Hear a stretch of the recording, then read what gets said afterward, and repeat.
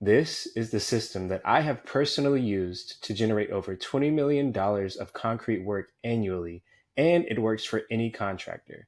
Here's the proof. Okay, so like I said, this is the method that I have used to generate well over $50 million of revenue. This is not a theory. This is what I have run and still actively run in contracting businesses that I am involved in. So I have done it personally for concrete masonry, asphalt, and striping, as well as GC side. But it pretty much works for any contractors, any trade. Yeah, there's a few exceptions that I'll mention, but yeah, for the most part, even home service and things like that. So, yeah, just a quick example of a $1.2 million job that came in from cold email. And, it was a system that you plug and play, and I didn't touch it after I set it up. So, this is the job, one of many jobs that came in from cold email. This is a Walmart we did. We did the concrete, asphalt, masonry, striping, signage. And I believe we might have even done the landscaping. But yeah, this was a $1.2 million job. Boom. Let's just scroll through. There's little social proof. Here is, no, that's probably not a good one. This is another good one we did. Came through cold email. Ruckersville, might have come through, I can't remember exactly. Ruckersville, Virginia. We did the,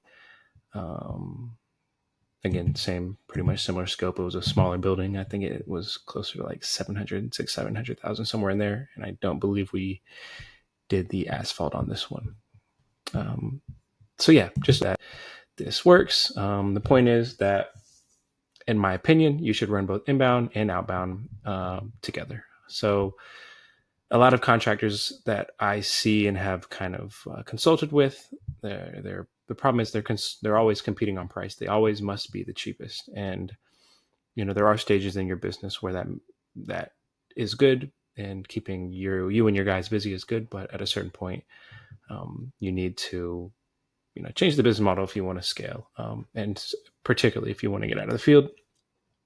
Also, they kind of just wait for the phone to ring, whether it be through their network or ways that they get jobs. So maybe subcontracting to bigger companies, or, just not going to get the jobs that you prefer, just waiting for them to come to you.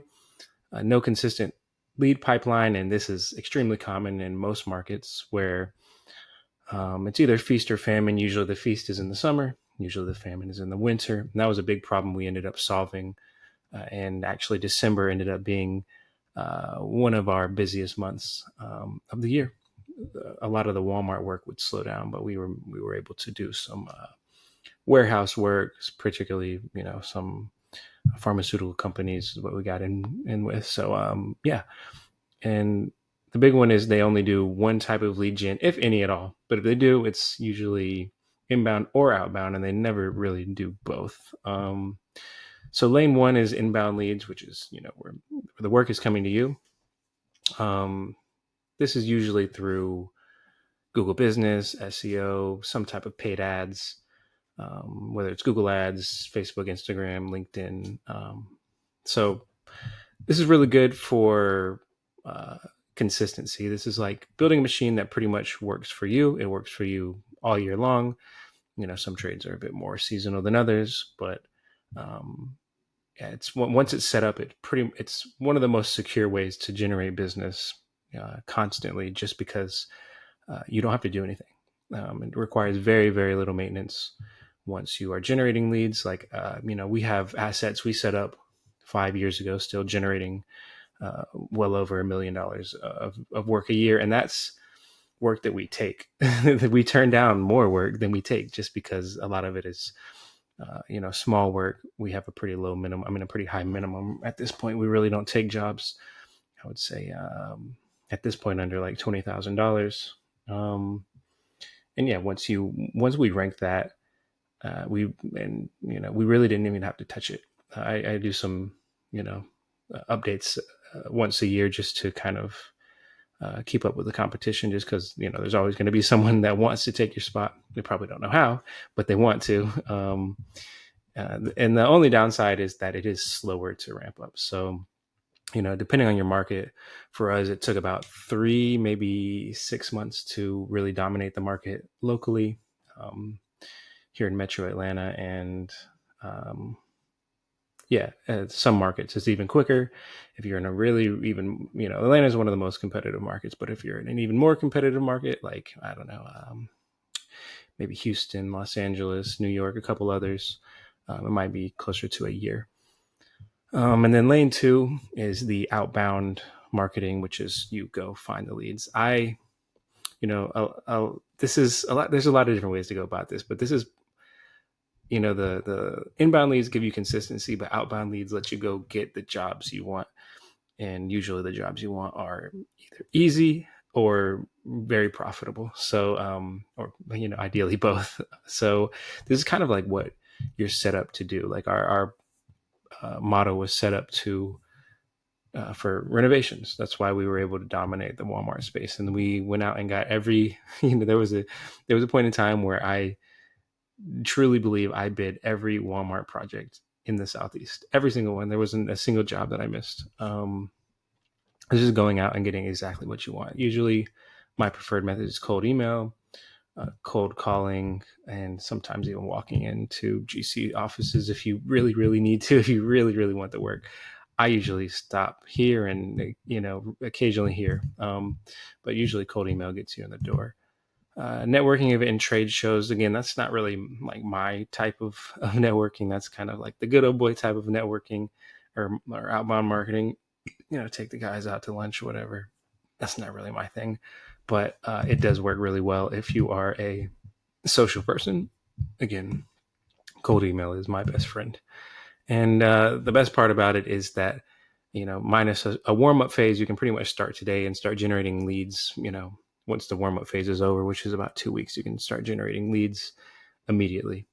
So the downside is that unless you can systemize it and automate it, it is, something you'd have to keep up with every day. And this is the problem. A lot of people don't do cold outreach because, it's something you have to be on top of. And I really don't recommend you starting it until you can, actively build these relationships. So like, for instance, if we were reaching out to, Walmart GC and, telling them all about us, and then they sent us a job that they really needed us to bid, and then we couldn't get back to them, it kind of puts a bad taste in their mouth. So yeah, like I said, I showed you that Ruckersville job.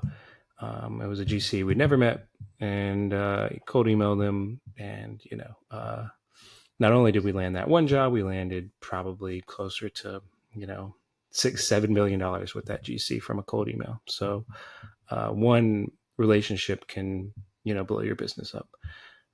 And why you should run both really is inbound is, like I said, steady, secure, predictable leads. So you are never desperate. A lot of these jobs, like I said, we turn down, but in the off season, when we want to keep our guys busy and, we don't want them to go anywhere else, December, January, February, used to be December, but now really January, February, mid-February picks back up. But, we want them to do something, even if their jobs we are only making, 5-10% on, it's still something, to keep the guys busy.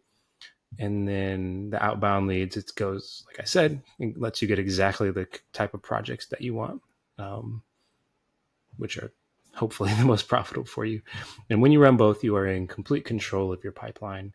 It is really the only way to stop being, chasing low bid work and choosing exactly what you want, exactly the work you want. I call it the 2-lane highway because both lanes open, you never get stuck in traffic waiting for jobs.